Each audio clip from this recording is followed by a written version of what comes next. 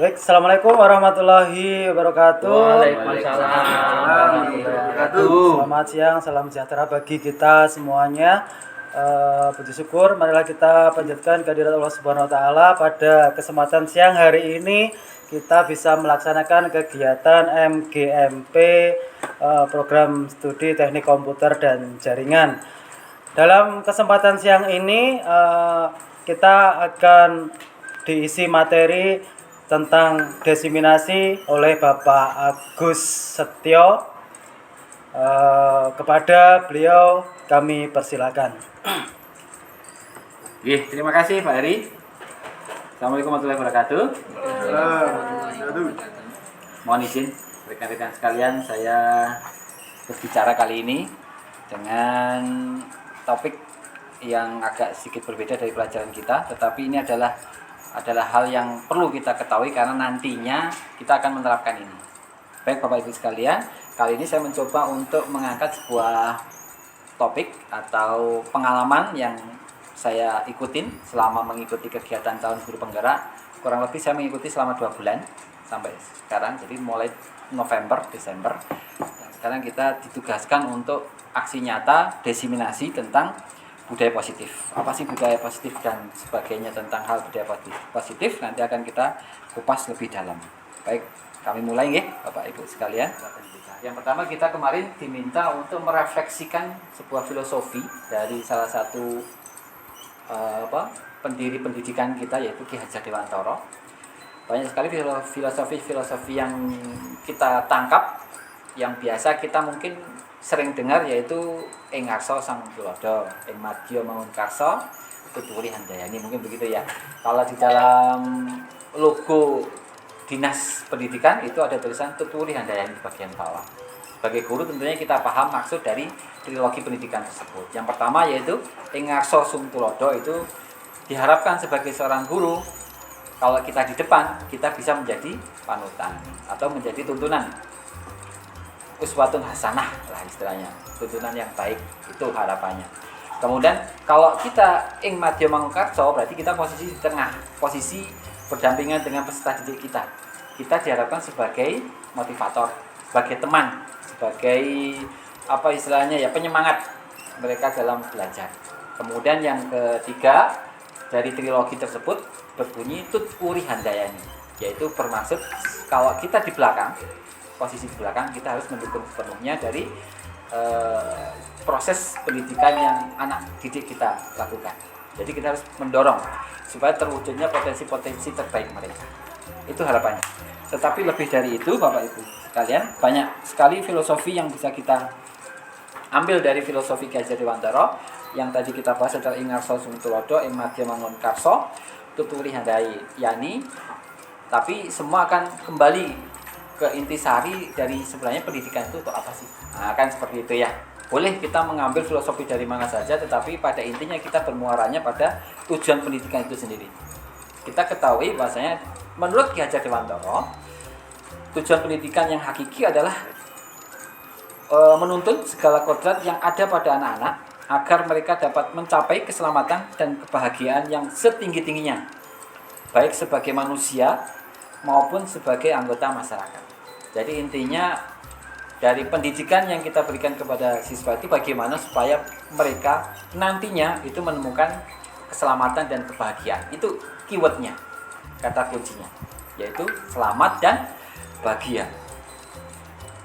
Itu ya. Apa bagaimana caranya? Tentunya juga kita bagaimana supaya mereka mendapatkan pendidikan yang mereka senangi di saat mereka berpendidikan di sekolah ini atau saat berada di kelas kita, supaya mereka dapat memajukan potensi-potensi atau kodrat yang mereka miliki. Jadi ada 2 kodrat yang perlu kita perhatikan, kodrat alam dan kodrat zaman.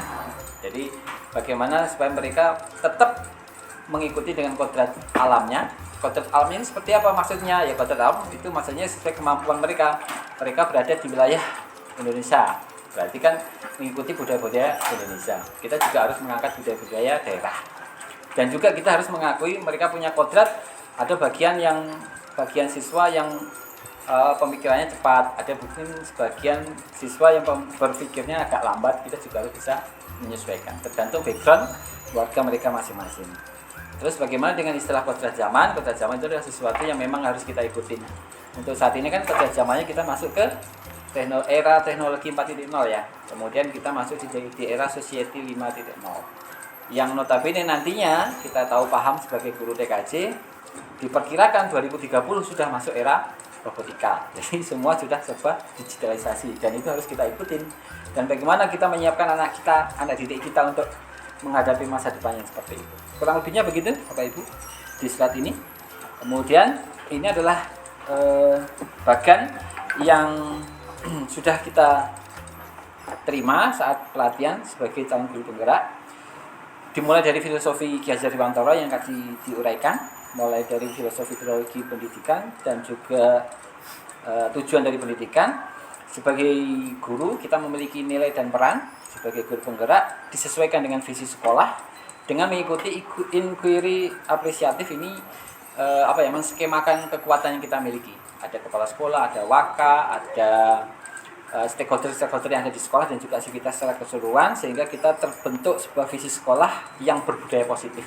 Tujuannya begitu. Dengan harapan dengan budaya positif itu akan mewujudkan pembelajaran yang merdeka.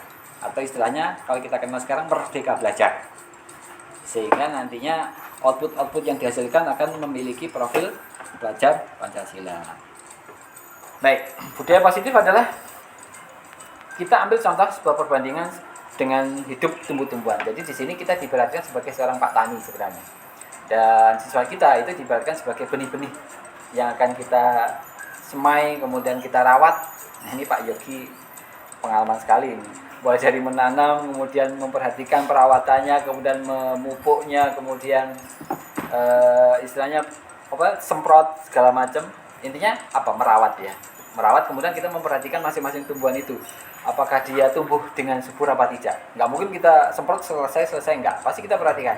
Oh, yang ini agak berpenyakit, yang ini subur tumbuhnya bagus, yang ini kurang kompos dan segala macamnya, dan kita akan memenuhi itu. Dan begitupun dengan sebagai seorang guru. Jadi kita mendampingi siswa, kita menuntun siswa supaya mereka dapat tumbuh kembang sesuai dengan kodrat alam yang saya jelaskan tadi dan juga kodrat zaman, sesuai dengan potensi-potensi yang dimiliki masing-masing. Makanya nantinya itu program pembelajaran kita itu sifatnya adalah diferensiasi. Jadi satu topik materi pelajaran, tetapi bagaimana supaya anak tersebut bisa mengembangkan dari topik materi yang ada tadi. Oke, next, lanjut. Adapun isi paparan yang saya sampaikan kali ini adalah 1. Tadi masih pembukaan ya ternyata. 7. Perubahan paradigma, disiplin positif, 3 motivasi perilaku, keyakinan kelas, hukuman dan penghargaan. Kemudian 5 kebutuhan dasar, 5 posisi counter, dan ketiga restitusi. Kita mulai tahap yang pertama atau paparan yang pertama, yaitu perubahan paradigma. Kita menganggap sebagai seorang guru kita dapat mengontrol siswa dengan cara memerintah mereka, mengatur mereka cara belajar, kemudian mengelompokkan mereka, kemudian memberi ceramah-ceramah segala macam. Itu sebenarnya ilusi. Kenapa? Waktu kita dapat mengontrol itu sifatnya hanyalah sementara, tidak bertahan lama. Dalam artian kita hanya bisa mengontrol siswa saat hanya di kelas saja. Yang kedua adalah ilusi bahwa kritik dan membuat orang merasa bersalah dapat menguatkan karakter ini. Biasanya karakter-karakter yang tukang tidak mengerjakan tugas, kemudian dapat nilai jelek, ya kan, nilaimu jelek, kenapa kamu nggak pernah belajar, kamu nggak pernah menulis, bagaimana bisa pintar, dan segala macamnya. Jadi membuat anak itu depresi, merasa bersalah karena nilainya jelek gara-gara perbuatan dia sendiri. Itu yang kedua. Kemudian ilusi bahwa semua penguatan positif, efektif, dan bermanfaat. Yang keempat, secara kesimpulan nanti saya sampaikan, ilusi bahwa orang dewasa memiliki hak untuk memaksa. Ini seperti halnya karena kita mungkin punya pengalaman dan siswa kita tidak punya pengalaman untuk melakukan hal tertentu, kita yang lebih tahu, kemudian kita mengarahkan. Itu kurang tepat menurut Dr. William Glasser. Kenapa kurang tepat? Karena sifatnya dari keempat ini sifatnya adalah intrinsik. Intrinsik itu adalah pengaruh yang muncul dari luar, bukan berdasar dari kesadaran siswa sendiri atau keyakinan siswa sendiri untuk belajar. Intinya di situ. Jadi paradigma yang perlu kita pahami di sini, perubahan paradigma adalah yang awalnya kita adalah membuat respon, stimulus respon, kita rubah menjadi teori kontrol. Jadi guru itu hendaknya sebagai penuntun, bukan penuntut. Kamu harus pintar, kamu harus bisa, gitu aja nggak bisa dan segala macam. Itu mulai paradigma yang baru ini hilangkan kalimat-kalimat seperti itu, karena itu sifatnya tidak kalimat positif. Kemudian stimulus ini perbandingan. Jadi perubahan paradigma yang terjadi sekarang adalah perubahan stimulus respon menjadi teori kontrol. Sekali lagi saya ulas, bahasanya kurikulum yang baru atau paradigma yang harus kita rubah dari sebelumnya dan nantinya adalah kita harus bisa merubah antara stimulus respon menjadi teori kontrol. Apa sih stimulus respon? Stimulus respon itu adalah sesuatu, stimulus itu kan rangsangan ya. Jadi anak-anak itu biar belajar itu bagaimana stimulusnya. Kita kasih gambar, kita kasih video, kita kasih contoh, kita kasih studi kasus, itu berarti kan stimulus namanya. Akhirnya berapa? Akhirnya anak-anak merespon. Kalau ada gambar ini, bagaimana kamu bisa mendesain nggak? Bisa, ikutin misalnya. Kemudian kalau ada studi kasus, saya punya jaringan bla bla bla bla, masalahnya di mana? Mereka akan mendiskusikan kasus itu. Sifatnya adalah ekstrinsip, sekali lagi, ekstrinsip. Jadi pengaruh, mereka bisa merubah perilaku dasarnya dari luar, bukan dari diri mereka sendiri. Dan itu harus kita rubah. Mulai dari realita kebutuhan kita sama. Yang sebenarnya di tiap anak di dalam satu kelas itu pasti berbeda kebutuhannya. Semua orang melihat hal yang sama. Kenapa? Karena sewaktu tadi stimulus respon kita menampilkan sebuah tampilan gambar, berarti semua anak satu kelas kita kan mencoba untuk menggiring opini mereka, menggiring wacana mereka untuk melihat gambar tersebut, kemudian kita akan menggiring ke metode pembelajaran yang kita berikan, ya kan? Selama ini kan pasti begitu. Oke, anak kita belajar web proxy, saya sendiri misalnya. Ini salah satu, coba perhatikan depan, ada tampilan web proxy seperti ini. Apa menurut kalian dengan web proxy? Dengan tampilan gambar. Berarti kita mencoba untuk menggiring mereka web proxy itu sesuai yang kita inginkan. Itu namanya stimulus respon namanya. Yang diharapkan adalah perbedaan dengan teori kontrol adalah sewaktu kita misalnya memberi literasi, silakan kalian mencari literasi tentang web proxy itu apa gimana. Dan pasti mereka browsing, mengumpulkan informasi dan segala macamnya. Kemudian kita mengangkat, ayo siapa pendapat masing-masing kelompok, apa itu web proxy? Pasti masing-masing kelompok menyampaikan apa yang mereka dapat. Dan itu bisa berbeda gak? Pasti bisa berbeda. Itu maksudnya, teori kontrolnya. Jadi mereka berinisiatif sendiri untuk mencari apa itu web proxy, kemudian mereka mempelajari apa itu web proxy, kemudian mereka menyampaikan sesuai pendapatkan mereka. Dan itu akan semakin dilatih dan akan timbul dari dalam diri mereka sendiri. Kurang lebihnya seperti itu. Bahasan yang kedua tentang disiplin positif dan motivasi. Menurut kita, bagaimana sih cara membuat murid disiplin? Kita kan pengen punya anak yang tertib, anak yang rajin, anak yang tidak berantakan macaknya dan pakaiannya mungkin rapi segala macam. Siapa yang bisa mendisiplinkan murid? Mungkin asumsi kita saat ini tatib. Pak Yogi ini tatib. Pak Jainal juga tatib. Oh, saya mau mendisiplinkan. Kemudian apakah guru yang bisa mendisiplinkan murid? Kira-kira bagaimana? Bisa. Tapi sebagian guru juga bilang kalau saya sendiri juga nggak mungkin. Harus semua guru dan bla bla bla segala macam permasalahannya. Prinsipnya apa sebenarnya? Berdasarkan Diana Greiser itu menyatakan bahwa arti dari kata disiplin itu sendiri sebenarnya belajar. Disiplina yang artinya belajar. Kemudian dikonotasikan kalau di dalam Indonesia itu agak sedikit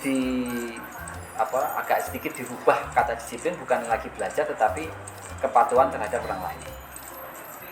Dia melanggar sebuah peraturan, oh kamu nggak disiplin, nggak mau belajar dengan tertib, oh kamu nggak disiplin segala macam. Jadi arti disiplin di sini bisa digarisbawahi sudah agak digeser pengertiannya dari yang sebenarnya harusnya adalah disiplin itu sebenarnya belajar. Kata disiplin sebenarnya itu adalah belajar. Dalam budaya kita maka disiplin telah berubah menjadi sesuatu yang dilakukan seseorang pada orang lain untuk mendapatkan kepatuhan. Kenapa adanya tatib, kenapa ada peraturan-peraturan kelas? Itu berarti kita sebenarnya menggeser arti disiplin. Kemudian disiplin atau kata belajar itu menurut Ki Hajar Dewantara itu terurai dalam bentuk kata merdeka. Jadi ini agak susah saya ngomongnya ini. Mardika itu, Pak C coba Pak C ngomong Pak C. Ya. Wacanin Pak C. Mardika iku jarwanya nora mung lepasing pangreh ing uga kuat amandiri priyangga. Merdeka itu artinya tidak hanya terlepas dari perintah akan tetapi juga cakap buat memerintah diri sendiri. Nah, memerintah dirinya sendiri. Jadi orientasi harapan kita terhadap siswa-siswa kita itu bagaimana mereka bisa memerintah dirinya sendiri tanpa harus ada aturan. Tanda kutip loh ya, apakah aturan itu nggak penting juga penting juga. Tapi maksudnya dengan adanya keyakinan diri mereka menganggap hal yang baik maka mereka melakukannya. Misalnya menemukan uang di kelas, mereka akan mendapatkan pengaruh dari otaknya mereka sendiri. Apakah uang ini akan saya simpan? Apakah uang ini akan saya laporkan ke wali kelas saya? Atau uang ini saya buat jajan aja untuk teman-teman? Itu kan sebenarnya motivasi dari dalam dirinya sendiri. Dan hal yang baik yang kita harapkan anak tersebut adalah melapor. Dan membuat disiplin-disiplin seperti itulah yang kita harapkan. Itu bagaimana caranya? Itu PR kita sama-sama. Contohnya seperti itu. Jadi konsep disiplin di sini bisa kita garis bawahi dalam Merdeka Belajar adalah satu, disiplin bukan hukuman. Kemudian disiplin harus muncul dari motivasi internal dari dalam dirinya sendiri. Disiplin. Masuk ruangan, ngelepas sepatu, ngelepas topi, kan sering kita ketemu ya siswa kita dalam kelas topi sik digawe ya. Kemudian disiplin selalu mendampingi hak dan kewajiban dalam bentuk tanggung jawab. Gagal mendisiplinkan diri, maka didisiplinkan kekuatan lain. Ini terpaksanya. Tetapi bentuknya sebenarnya bukan hukuman, tapi nanti bisa kita alihkan dalam bentuk konsekuensi. Cuman selama ini yang ada itu bentuknya kan faktor eksternal, yaitu para tatib yang bertindak. Rambutnya gondrong, apa istilahnya? Koprol misalnya gitu. Itu kan faktor eksternal yang menertibkan. Jadi kesimpulannya, biasakan murid melakukan tanggung jawab berdasarkan segala perilaku yang timbul dari dalam diri mereka sebelum murid didisiplinkan kekuatan luar. Harapannya seperti itu. Bagaimana disiplin itu bisa terwujud? Kita harus menyadari terlebih dahulu. Ternyata setiap perilaku itu memiliki motivasi yang membelakanginya. Di mana kesimpulan dari motivasi itu terbagi menjadi 3. 1, anak atau kita bahkan itu kenapa kita disiplin? 1, karena untuk menghindari, ini level paling rendah ya, paling level 1, untuk menghindari ketidaknyamanan atau hukuman. Kenapa? Karena adanya tatib, ada peraturan. Mereka menghindari itu, maka mereka disiplin. Tapi mohon maaf, itu sifatnya adalah sementara. Karena masuk sekolah, karena ada tatib sekolah, maka mereka mengikuti tatibnya. Setelah pulang dari sekolah ya sudah lupa tatibnya kayak apa. 2, untuk mendapatkan imbalan atau penghargaan dari orang lain. Biasanya mereka aktif mengerjakan tugas dan segala macamnya, tertib waktu untuk apa? Supaya mendapat ujian dari gurunya. Kalau gurunya nggak memuji, bisa jadi mereka tidak tertib lagi. Yang ketiga, ini untuk menjadi orang yang mereka inginkan dan menghargai diri sendiri dengan nilai-nilai yang mereka percaya. Ini motivasi yang kita harapkan. Yang ketiga ini, mereka tertib, mereka mengikuti segala peraturan yang ada, tetapi mereka tidak terpengaruh oleh tata tertib yang ada, tidak terpengaruh oleh teman-teman yang ada. Saya punya contoh siswa yang seperti ini. Dan Bapak Ibu mungkin masih ingat si Surya. Masih ingat ya? Nah, Surya Masih ingat ya? Sangat terbayang di kepala kita. Ujian nggak mau keluar sampai waktunya habis, dimaksimalkan. Kemudian sopan santunnya luar biasa, ketemu guru salam duluan. Jadi udah ketemu aja salam dulu. Dan kegiatan-kegiatan apapun dia ikuti dengan sangat tertib, disiplin. Itu salah satu contoh yang kita harapkan seperti itu. Pertanyaannya adalah bagaimana cara kita sebagai guru untuk menanamkan disiplin positif ini kepada murid-murid kita. Yang pertama, dengan adanya keyakinan kelas. Keyakinan kelas itu adalah mengapa dengan keyakinan kelas? Kenapa Pak tidak peraturan kelas? Mungkin pertanyaan begitu. Mengapa adanya keyakinan kelas? Penting untuk terbentuknya sebuah budaya positif. Bagaimana mewujudkan sebuah keyakinan kelas yang efektif? Jawabannya ini jelas. 1, kita bagaimana supaya mewujudkan budaya positif itu muncul dan timbul dari intrinsiknya, dari keyakinan dalam diri mereka sendiri, bukan dari ekstrinsik. Itu sepakat nggih Bapak Ibu nggih? Ya. Kenapa kok kita butuh keyakinan kelas? Kenapa nggak peraturan kelas saja? Agar muncul sikap disiplin yang positif tadi. Ya, untuk mewujudkan sikap disiplin yang positif itu muncul dari dalam dirinya sendiri. Muncul dari keyakinan dalam dirinya sendiri. Ini contoh Pak Jokowi. Contoh patung Pak Jokowi. Kadang kita keluar ruangan atau keluar rumah, ada yang pakai helm, ada yang nggak pakai helm. Pertanyaannya, mengapa kita memiliki peraturan tentang penggunaan helm pada saat mengendarai atau kendaraan roda 2 atau motor? Kemungkinan jawaban kita sama, yaitu demi keselamatan. Mungkin selamat dari peraturan, selamat dari tilang, selamat dari kecelakaan, intinya selamat kan begitu. Pertanyaan berikutnya adalah, mengapa kita memiliki peraturan tentang menggunakan masker dan mencuci tangan setiap saat?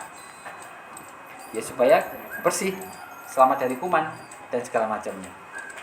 Nah, nilai-nilai keselamatan dan kesehatan inilah yang kita sebut sebagai sebuah keyakinan. Jadi sifatnya keyakinan atau kebajikan itu sifatnya lebih abstrak, lebih umum. Gitu ya. Keyakinan adalah nilai-nilai kebajikan atau prinsip-prinsip universal yang disepakati bersama secara universal, lepas dari latar belakang suku, negara, bahasa maupun agama. Keywordnya Bapak Ibu paling bawah. Keyakinan sama dengan motivasi internal. Aturan motivasi eksternal. Pengaruhnya apa perbedaannya? Kalau pengaruh eksternal biasanya sifatnya sementara. Kalau internal biasanya terpatok dalam diri, ini baik, ini buruk, ini bermanfaat, ini mudarat, dan itu akan tertanam terus. Harapannya begitu. Gitu nggih, Bapak Ibu sekalian. Nih, contoh dengan peraturan kelas. Selalu kembalikan buku ke tempatnya. Ini kalimat-kalimat peraturan kelas. Dilarang mengganggu orang lain. Ini peraturan kelas. Hadir di sekolah 15 menit sebelum pembelajaran. Ini peraturan kelas. Sifatnya apa? Perintah. Larangan, perintah, larangan, perintah. Nggak usah ke siswa lah, kita sendiri. Kalau kita disuruh, dilarang kan ya kadang mangkal juga. Maksudnya kadang kita nggak nyaman juga. Dimana kalau keyakinan kelas, kita cukup bersifat tanggung jawab, menghormati orang lain dan diri sendiri. Itu sifatnya akan luas. Itu perbedaan dari keyakinan kelas dan peraturan kelas. Jadi keyakinan kelas itu tidak mengikat hanya pada jam pelajaran saja, tapi terlepas dari sekolah pun terus mengikat. Oke, bagaimana tahapan untuk membuat keyakinan kelas ini? Kita membuat brainstorming dulu, depannya kita mencoba mengajak berpikir positif itu bagaimana. Misalnya sekolah impian mereka seperti apa, kelas idaman mereka seperti apa, kemudian kita mengajak mereka untuk memberikan inputan-inputan keyakinan kelas yang mereka harapkan seperti apa, kemudian kita tampilkan. Ini kita pakai pedal kemarin, ada di LMS saya, kemudian mereka sendiri yang menentukan salah satu yang belum terpasang. Ada tanggungan anak. Oh, ini adalah salah satu contoh keyakinan kelas yang berhasil atau yang sudah kita laksanakan di kelas 12 TKJ 2 dengan wali kelasnya Pak Zainal Kolis. Ini belum kita pasang karena memang belum waktunya jam saya mengajar kembali, dan mestinya nantinya besok insya Allah besok ada jam saya dan mengundang Pak Z untuk mereka sama-sama bertanda tangan di bagian bawah itu. Kemudian Pak Z stempel atau istilahnya Tanda tangan. validasi. Nah seperti ini. Nah kalau seperti ini ada apa-apa di dalam kelas, ada kejadian apapun di dalam kelas, kita bisa mengembalikan ke siswanya sendiri. Ayo, kamu melanggar keyakinan kelas yang mana? Itu keyakinan yang kamu buat sendiri loh ya. Bukan dasarnya dari eksternal, tapi dari internal mereka sendiri. Itu tujuannya. Dengan adanya seperti ini diharapkan siswa itu terbuka, sadar sendirinya bahwasanya mereka yang membuat aturan itu, dan sebaiknya atau sejogjanya mereka sendiri yang mematuhinya. Kan harapannya begitu. Dan semoga hal-hal seperti ini akan terpatri tidak hanya di dalam kelas saja, tetapi di luar kelas dan di luar sekolah. Harapannya begitu. Jadi ada 2 kelas yang sudah terlaksana, yaitu kelas 12 TKJ 2 dan 12 TKJ 3. Saya tidak banyak mengubah isi kalimat yang mereka buat sendiri, itu mereka sendiri yang buat. Saya hanya mengoreksi beberapa. Jadi bisa dipastikan 95% hasil karya mereka. Ini adalah salah satu efek kenapa adanya keyakinan kelas. Kenapa kok enggak peraturan kelas? Kalau peraturan kelas, biasanya kalau terjadi pelanggaran, kita memaksakan mereka mengakui bahwasanya mereka itu salah karena melanggar peraturan ini dan mereka harus dihukum. Tetapi efeknya apa? Mereka gerundel biasanya. Ini perbedaan Bapak Ibu. Jadi hukuman dan disiplin. Perbedaannya apa? Kalau hukuman itu sifatnya identitasnya itu gagal. Kalau disiplin itu identitas keberhasilan. Disiplin dalam artian disiplin yang belajar tadi ya, disiplin belajar keyakinan kelas. Contoh, kalau mereka melanggar sesuatu, kalau hukuman, berarti mereka harus mendapatkan sesuatu yang menyakitkan. Contohnya terlambat, suruh apa biasanya terlambat? Push up. Nah, kan menyakitkan. Tidak nyaman, kenapa? Karena di depan umum dan segala macam bawahnya. Kemudian kalau sanksi atau konsekuensi itu lebih soft, Bapak Ibu. Mereka terlambat, kalau konsekuensinya berarti mereka harus menambah sesuai dengan keterlambatan itu. Mereka menjatuhkan air di meja, kalau hukuman biasanya apa? Suruh push up, suruh lari dan segala macamnya. Kalau konsekuensi, kalau menjatuhkan air di dalam meja, di atas meja, konsekuensi itu mereka harus mengalap, membersihkan lagi, atau mencuci ulang taplaknya. Itu kan konsekuensi. Kemudian apa bedanya dengan restitusi? Restitusi itu menumbuhkan rasa kesadaran bahwasanya mereka melakukan kesalahan. Kemudian mereka secara sendirinya mereka akan menyelesaikan itu. Itu restitusi. Jadi di sini ada hukuman, ada konsekuensi, ada restitusi. Saya harap Bapak Ibu memahami maksudnya itu apa. Kalau hukuman berarti sesuatu yang eksternal, ada peraturan, tatib yang menertibkan, tatib memberikan hukuman. Kalau konsekuensi sama, guru juga faktor eksternal, kita atau guru, kemudian bisa juga tatib. Tetapi konsekuensi itu sifatnya bedanya dengan hukuman apa? Kalau konsekuensi itu sesuatu yang berhubungan dengan kesalahannya. Kalau hukuman biasanya tidak berhubungan. Pokoknya terlambat, sana lari 10 kali. Itu berarti hukuman. Gitu ya. Kemudian di jam pelajaran olahraga, mereka terlambat, suruh lari 10 putaran. Itu hukuman atau konsekuensi Bapak Ibu? Di jam mereka terlambat sekolah, kemudian mereka diminta untuk lari 10 kali putaran lapangan bola basket misalnya. Itu hukuman atau konsekuensi? Hukuman, karena tidak ada kesinambungan dari kesalahannya. Di jam PJOK, mereka terlambat, kemudian mereka diminta untuk lari 10 kali putaran. Itu hukuman atau konsekuensi? Konsekuensi. Kenapa? Di jam olahraga biasanya kan ada pemanasan, dan pemanasannya biasanya lari. Jadi itu tidak melanggar hukum, tapi konsekuensi mereka untuk mengikuti. Yang lainnya kamu pasti sudah olahraga duluan, sudah lari juga. Gitu nggih perbedaannya. Baik, untuk yang topik yang kelima, bahasanya yang kelima yaitu kebutuhan dasar manusia. Jadi kita melakukan sesuatu, apapun yang kita lakukan pada dasarnya untuk memenuhi kebutuhan dasar kita. Apapun itu. Nah, apa itu? Ini pasti Bu Hilda senang ini. Kalimat-kalimat. Oh juga. Yang pertama adalah cinta dan kasih sayang. Oh, ini Pak. Jadi kebutuhan cinta dan kasih sayang. Kita melakukan sesuatu itu karena kita pengen mendapatkan itu, mendapatkan kebutuhan dasar itu. Kadang anak kita yang kecil agak cemburu dengan adiknya, cemburu dengan kakaknya, rewel segala macam supaya diperhatikan. Jadi rasa memiliki, persahabatan, kepedulian, keterlibatan. Jadi itu butuh kasih sayang.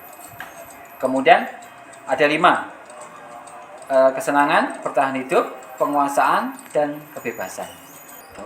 Contoh kasus, saya minta tolong, tadi sudah hafal ya, apa sih 5 kebutuhan dasar tadi? 1. Kasih Kasih sayang. Terus Cinta kasih. yo cinta kasih sayang mau loh. Kebebasan. Kasih sayang, kebebasan. Fun itu apa? Kesenangan. Kemudian power itu apa? Penguasaan. Baru survival. Sekali lagi, kasih sayang. 2. Kesenangan. Bertahan hidup. Penguasaan. Kebebasan.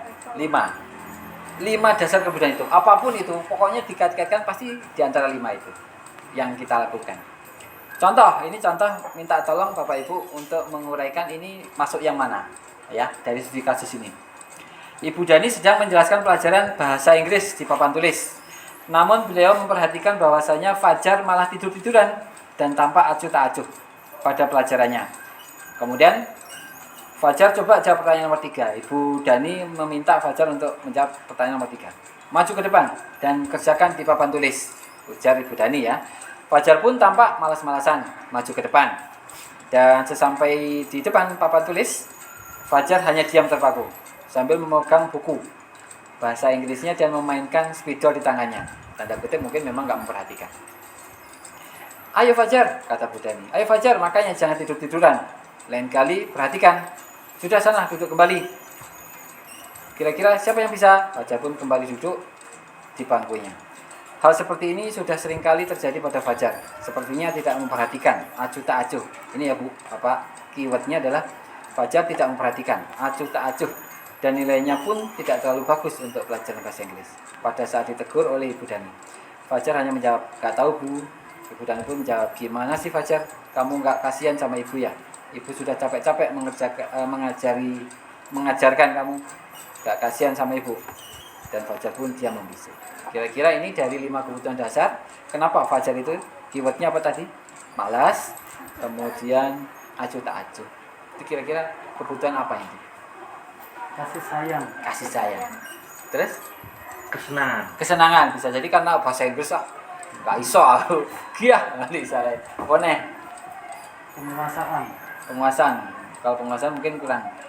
Penguasaan itu misalnya ada rekan yang bermain apa gitu, kemudian kemudian kita meminta itu kurang lebih contohnya begitu. Kalau misalnya begitu, yang dari dalam sini timbul, ya kurang lebih tadi ada kasih sayang dan kesenangan. Ya kurang lebih tepat Bapak Ibu. Terima kasih sudah memahami maksudnya berarti. Jadi kebutuhannya adalah kesenangan, kebebasan, dan cinta dan kasih sayang. Kenapa kok kebebasan? Mungkin karena dia nggak senang dengan pelajaran itu, dia pengen yang lain. Misalnya pengen belajar yang lain. Tapi kan karena nggak bisa, karena harus mengikuti pelajaran dalam kelas, akhirnya dia ogah-ogahan. Acuh tak acuh. Nah gitu ya. Luar biasa. Posisi kontrol, poin yang ke-6, dua terakhir maksudnya. Posisi kontrol ini dibalikkan seperti ini. Bisa kita perhatikan ilustrasi berikut. Aku pernah lupa membawa buku gambar. Aku disuruh menyanyi lagu di depan kelas. Aku pernah berantem. Pak guru bilang, aku tidak kasihan padanya. Dia capek mengajari aku. Aku pernah tidak mengerjakan PR. Bu guru bilang, tidak apa-apa. Aku dimaafin. Aku pernah salah memakai seragam. Sesuai peraturan, aku disuruh pulang. Tidak boleh masuk sekolah. Aku mengejek guru. Kemudian aku dipertemukan dengan guru tersebut untuk berdiskusi akan dampak dari perbuatanku. Aku mengerti kesalahanku dan aku akan perbaiki. Ya, kurang lebih posisi kontrolnya gimana menurut? Yang pertama, siswa tersebut tidak membawa buku gambar. Akhirnya oleh gurunya diminta maju ke depan untuk menyanyi. Kira-kira posisi kontrol apa yang dilakukan oleh guru tersebut? Penghukum, jelas. Kenapa? Tidak bersinambungan atau tidak berkaitan dengan pelanggaran yang dilakukan. Kemudian yang kedua, tidak mengerjakan PR. Kemudian gurunya mengeluh. Kamu ini bagaimana sih? Bagaimana sudah capek-capek mengajari kamu, tapi ternyata kamu nggak mengerjakan. Kamu nggak kasihan sama Pak Guru, sampai hafal. Kira-kira itu apa? Posisi kontrol apa? Iya, anak menjadi depresi. Jadi anak supaya itu bersalah dan tidak mengulangi perbuatan lagi. Maksudnya guru tadi begitu. Supaya berikutnya kalau dikasih tugas itu biar dikerjakan. Tapi sebenarnya itu akan membuat siswa depresi, merasa dia yang bersalah. Gitu ya. Kemudian ada yang ketiga itu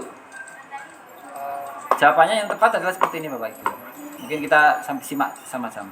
Nah, yang pertama, anak tersebut tidak membawa buku gambar tetapi diminta untuk bernyanyi di depan. Itu namanya penghukum. Kemudian yang kedua, anak diharapkan untuk dapat bersimpati pada guru, tetapi anak tersebut merasa bersalah. Baik, 5 posisi kontrol yang perlu kita cermati di sini atau kita garis bawahi bahwasanya terdapat 5 tindakan guru. Entah kita yang mana Bapak Ibu guru, kita bisa introspeksi diri. Yang pertama, apakah kita penghukum? Cara ciri-cirinya sebagai seorang penghukum adalah biasanya kalau ada kesalahan yang dilakukan oleh siswa, kita langsung kamu gimana sih? Kok bisa begitu? Bla bla bla bla. Kalau dilihat dari si kalimatnya, biasanya guru tersebut akan mengatakan Jika kamu tidak, maka saya akan. Maksudnya mengancam. Kemudian hal-hal yang diwariskan kepada siswa itu apa? Siswa akan berontak. Gitu aja nggak boleh. Gitu aja dihukum. Kemudian akibatnya siswa tersebut tidak akan peduli pada guru. Jadi kalau kita sebagai guru yang penghukum, bisa jadi kadang siswa kita akan antipati sama kita. Yang kedua, merasa bersalah. Itu biasanya kita sok bijak. Kita sering ceramah. Gini loh, kamu tuh gitu gini bla bla bla bla. Kalau kamu seperti ini terus, kamu kapan majunya? Kamu nggak akan berkembang bla bla bla, kan itu muatannya itu ngedrop. Kemudian kalau teman, itu biasanya kita mencoba untuk membela dia. Dalam artian kita berharap kita bisa masuk dalam lingkungan dia. Harapannya begitu. Tapi jadinya anak tersebut malah ketergantungan terhadap kita. Jadi ada apa-apa kita yang diajukan, ada apa-apa kita yang diuji-ujiin. Kemudian kalau pemantau itu, walaupun ada pelanggaran dan segala macamnya, tidak ada tindakan pasti yang kita laksanakan. Kita hanya menanya, kamu tadi ngapain? Loh, kok ngapain begitu? Kenapa? Duh, piye ya kok ngono. Jadi nggak ada masukan inputan ke siswa tersebut. Itu sifatnya pemantau. Tanda kutip kalau pemantau itu saya cuma menggali informasi tok, setelah itu selesai gitu. Nggak ada hal-hal yang bisa dimasukkan dalam diri siswa. Dan harapannya ke depan semua guru adalah manajer yang bisa mengarahkan, bisa menuntun siswa. Apa sih ciri-cirinya manajer? Menanyakan permasalahannya apa, kenapa bisa demikian, kira-kira bagaimana solusinya, terus apa yang kamu lakukan, terus kamu sadar nggak dengan kesalahan yang kamu lakukan, dan bla bla bla bla. Guru menanyakan, menuntun, tindakan yang dilakukan oleh siswa sendiri, itu maksudnya manajer. Jadi kita nggak akan memberitahu, oh, kamu salahnya gini-gini, enggak, tapi kita mencoba untuk menggiring mereka, bahwasanya mereka mengakui, oh itu salah. Berarti kalau salah mereka mengganggu siapa-siapa. Kemudian solusinya bagaimana? Kira-kira apa yang mau diambil langkahnya? Nah, itu kita sampaikan semua ke siswi, terapi logis. Jadi tanya jawab. Dan itu bisa dilakukan sewaktu kita melakukan restitusi. Jadi kalau ada pelanggaran sebaiknya kita panggil. Ya kayak Pak Jing manggil siapa yang kasus, panggil taruh di pojok sana terus nanya-nanya, dialog, itu bagus. Kenapa? Akan menggugah kesadaran dari anak tersebut dengan permasalahan yang dialaminya sendiri. Gitu ya, seperti itu. Prinsipnya adalah semua dari awal sampai akhir dari bahasan yang kita lakukan ini adalah bagaimana supaya semua itu bisa muncul dan timbul hal-hal budaya positif itu benar-benar keluar dari intrinsiknya, bukan dari ekstrinsiknya, supaya benar-benar keluar dari dalam keyakinan mereka sendiri, bukan dari pengaruh luar. Intinya di situ, Bapak Ibu. Contoh kasus si Fajar tadi. Kalau dilihat posisi dari Ibu Dani, itu kira-kira sebagai apa? Jadi Ibu Dani, kalimat-kalimat keywordnya tadi adalah, ayo Fajar, makanya jangan tidur-tiduran, lain kali perhatikan. Sudah sana, duduk kembali. Nah, kemudian Fajar kembali duduk. Kemudian ada kalimat lagi, gimana sih Fajar, kamu gak kasihan sama ibu ya? Ibu sudah capek-capek mengajarkan kamu, gak kasihan sama ibu. Kira-kira merasa bersalah. Iya, betul Pak ya. Alhamdulillah, pembuat orang merasa bersalah. Gimana sih Fajar, kamu nggak kasihan sama ibu? Ya, tadi keywordnya di sini. Paham ya, Bapak Ibu sekalian? Oke. Untuk yang topik terakhir adalah segitiga restitusi. Apa itu segitiga restitusi? Pengertiannya dulu sini ya. Restitusi adalah proses menciptakan kondisi bagi murid untuk memperbaiki kesalahan mereka sehingga mereka bisa kembali pada kelompok mereka dengan karakter yang lebih kuat. Dalam artian mereka timbul dari dalam dirinya sendiri, bahwasanya mereka melakukan kesalahan, kemudian bagaimana mereka bisa menguatkan rasa bersalah itu untuk menjadi sebuah tanggung jawab yang mereka lakukan. Tuh, intinya mereka memperbaiki, tanda kutip ya, mereka menyelesaikan permasalahan dari jasa mereka sendiri. Dan kita yang menuntun. Ada 3 bagian dari segitiga restitusi yang kita ikutin. Ini bisa dibolak-balik, mana yang mau didahulukan. Yaitu yang pertama, validasi, yang bagian tengah gitu. Validasi tindakan yang salah.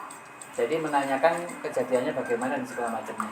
Kemudian menanyakan keyakinan. Jadi segitiga restitusi tidak akan bisa terwujud kalau tidak ada keyakinan. Jadi keyakinan dibuat dulu. Kalau nggak ada keyakinan, maka restitusi akan mengusulkan membuat restitusi yang baru. Kayak Pak Haji kemarin, mana Pak Setio kemarin hasil keyakinan itu, oh nanti ditambahi Pak Seto ya. Nah itu berarti ada bagian yang mungkin kurang dari keyakinan yang ada itu, karena ada pelanggaran baru yang tidak tercantum di keyakinan itu, maka ada pembaruan keyakinan, ada tambahan keyakinan. Kemudian menstabilkan identitas, itu maksudnya menstabilkan bahwasanya kalaupun mereka melakukan kesalahan, kita sadarkan bahwasanya itu kesalahan umum, banyak orang juga melakukan itu, tetapi bagaimana setelah kita melakukan itu untuk menyelesaikannya, bla bla bla bla. Jadi misalnya bagaimana kita menguatkan jiwa mereka sewaktu melakukan kesalahan itu sebaiknya bagaimana gitu nggih. Misalnya kamu tentu punya alasan mengapa melakukan itu, kan kita nggak memberitahu duluan kamu ngapain kemarin, kamu pasti punya alasan melakukan itu, kenapa, nah gitu. Kemudian adakah cara yang lebih efektif untuk mendapatkan apa yang kamu butuhkan, misalnya bolos, kenapa bolos, ya butuh uang atau apa misalnya. Kan ada banyak kasus kan jadi dihadapi. Terutama orang-orang tatib ini luar biasa, ini pasti ini sangat butuh ini. Sangat butuh cara berdialog, maksudnya cara berdialog dengan siswa. Kamu bolos ya, melompat ringi sapoe gini boleh pusat cek rampoleh misalnya. Apakah seperti itu segitiga sedih? Ternyata tidak. Kita harus menggali kesadaran dari mereka sendiri. Jadi setiap orang pasti pernah melakukan kesalahan, intinya itu untuk menstabilkan. Kemudian kamu bukan satu-satunya yang pernah melakukannya, ya jelas. Jadi ini untuk menggugah mereka, biasanya mereka nggak perlu down lah, karena kesalahan itu umum gitu. Tapi bagaimana menyelesaikan. Keyakinan kelas perlu ada karena dasar untuk segitiga restitusi. Kemudian kamu ingin menjadi orang seperti apa, itu untuk timbal balik mereka supaya mereka sadar. Oh, kalau saya ingin jadi orang yang sukses segala macam, berarti hal ini salah. Oke, ini sebuah demonstrasi yang pernah kita lakukan. Dua demonstrasi. Contoh kasus ini siswa kita, Virga adalah siswa kelas, Bapak Ibu kenal Virga ya? Virga adalah siswa kelas 12 TKJ 4 berdasarkan data yang terkumpul di LMS. Dalam mata pelajaran IC ditemukan indikasi kecurangan yang dilakukan oleh Virga, yaitu mengumpulkan tugas yang bukan hasil kerjanya sendiri, alias tidak jujur atau berbohong. Nah, kita mencoba menggali, nyontek lah, gampangannya nyontek, gampang. Paling ya oke sih ngono bisa iki. Oke, kayaknya next. Assalamualaikum Pak. Waalaikumsalam, masuk juga. Ini demonstrasi Pak. Demonstrasi ada dua kasus, yang satunya dengan Surya kelas. Silakan duduk Virga. Sebelah kita. Gimana kabar Virga? Sehat, alhamdulillah. Ini jam istirahat kan ya? Jadi nggak mengganggu kegiatan kelas kan Pak Guru? Enggak Pak. Virga tahu nggak kenapa Pak Guru panggil? Enggak tahu Pak. Nggak tahu ya. Ini gini Virga. Jadi Pak Guru saat ini sedang merekap hasil kerja 1 semester kelas kalian, dan waktu Pak Guru buka hasil kerja proyek di kelas kalian, Pak Guru melihat indikasi di pekerjaanmu di sini sepertinya kamu tidak ikut kerja kelompok, benar apa tidak? Saya ikut Pak. Ikut ya, ikut kerja kelompok. Ikut pengambilan video apa enggak? Ikut ya. Oke, ini kan laporan yang kamu kerjakan di LMS ya. Kita buka aja. Nah, di sini kelihatan normal sih, normal aja, yaitu ini kerja proyek kabel FO ya, konfigurasi kabel FO. Setelah Pak Guru play, di sini kok ketemu hanya 4 personel aja lah. Kamu di mananya gitu? Saya jadi kameramen. Kameramen. Iya. Bukannya kameramen itu selfie. Kamu apa selfie yang jadi kameramen? Aduh Pak. Demonstrasi ya. Makanya Pak, saya nggak ikut kerja kelompok. Oh gitu. Jadi benar ya berarti ya kata yang Pak Guru temukan bahwasanya terlihat di sini kamu tidak ikut kegiatan kelompok. Ini kelihatan nggak ada, kamu nggak ada, kemudian kameramennya selfie. Jadi kamu nggak ikut dalam kegiatan pengambilan video, betul ya? Oke. Tidak apa-apa pada dasarnya. Ya setiap manusia itu ada kesalahan. Banyak orang yang berbohong, tetapi berbohong dalam alasan tertentu. Berbohong untuk kebaikan itu boleh ya. Tapi kalau berbohong dari membohongi diri sendiri dalam artian tidak mengerjakan tugas, sepertinya kurang tepat. Gitu ya, Virga. Sama-sama bekerja sama, yang bisa itu mengajari yang belum bisa, yang sudah lebih tahu itu akan memberitahu yang belum tahu. Jadi kerja kelompok tugasnya untuk supaya bisa bekerja sama, berkolaborasi, menemukan inovasi bersama. Itu tujuannya sebenarnya. Jadi kalau kamu waktu itu merasa minder, itu sebenarnya kurang tepat. Mudah-mudahan ada khazanah baru untuk wawasan kita ke depannya tentang paradigma baru yang perlu kita jalankan untuk mendidik siswa didik kita. Amin. Terima kasih atas perhatian Bapak Ibu sekalian.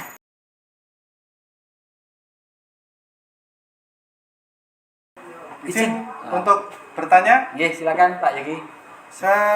Menurut saya tuh saya tertarik untuk membuat keyakinan kelas. Menurut jenengan itu kapan sebaiknya keyakinan kelas itu dibuat? Oke, terima kasih Pak Yogi. Mungkin Bapak Ibu ada yang mau nanggapin? Ayo, Aikul mungkin bisa membantu. Kalau menurut saya ya setelah kegiatan diseminasi ini semua misalkan guru mengajar atau wali kelas langsung ke kelasnya masing-masing untuk kesepakatan dengan anak didiknya sehingga berbuat satu keyakinan kelas. Untuk banter atau rakrungu loh. Nah, jadi segera. Oke, terima kasih Pak Ikul bantuannya. Oke. Kalau menurut saya keyakinan kelas itu ini hal yang apa istilahnya sangat bagus untuk kita mulai lebih-lebih di awal pelajaran sebenarnya. Jadi di awal semester itu atau di awal tahun ajaran baru bahkan itu lebih bagus lagi untuk kita susun keyakinan kelas karena ini benar-benar melibatkan siswa sendiri berdasarkan kesadaran siswa sendiri untuk menentukan kesepakatan kelas sendiri. Jadi kalaupun ada hal-hal yang nanti berkaitan dengan keyakinan kelas, kita lebih mudah untuk mengontrol siswa kita. Kenapa? Karena kita bukan faktor eksternalnya yang membuatkan peraturan, tapi mereka membuat kesepakatan sendiri. Kalau saya dari murid saya seperti itu. Mungkin ada yang lain, Bapak Ibu? Ada yang mau menanggapi? Jin bertanya dulu. Silakan Pak Jin. Keyakinan itu sangat menarik, merupakan hal yang baru bahasanya. Dari keyakinan dulu adalah punishment, sekarang menjadi keyakinan menarik yang bahasanya agak sopan daripada punishment ini kan. Terus kemudian ada kesepahaman antaranya siswa sendiri yang melanggar dan kesepahaman per kelompoknya atau per kelasnya dan sebagainya, dan itu disepakati dan sebagainya, itu sangat bagus sekali dan sangat bagus. Itu perlu diterapkan dengan solusi-solusi dan antara solusi yang membangun ini ya. Terima kasih Mas. Oke. Ya, terima kasih Pak C. Berarti nggak ada pertanyaan ya, berarti sepakat. Berarti keyakinan kelas itu sangat baik dan sebaiknya pula alangkah jauh lebih baik kalau di awal pelajaran kita laksanakan. Oke, itu saya juga sepakat. Terima kasih Bapak sekalian.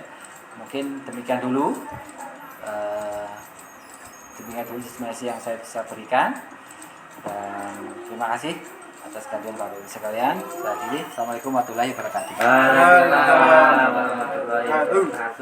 Oke, terima kasih. Beri plus untuk Pak Agus.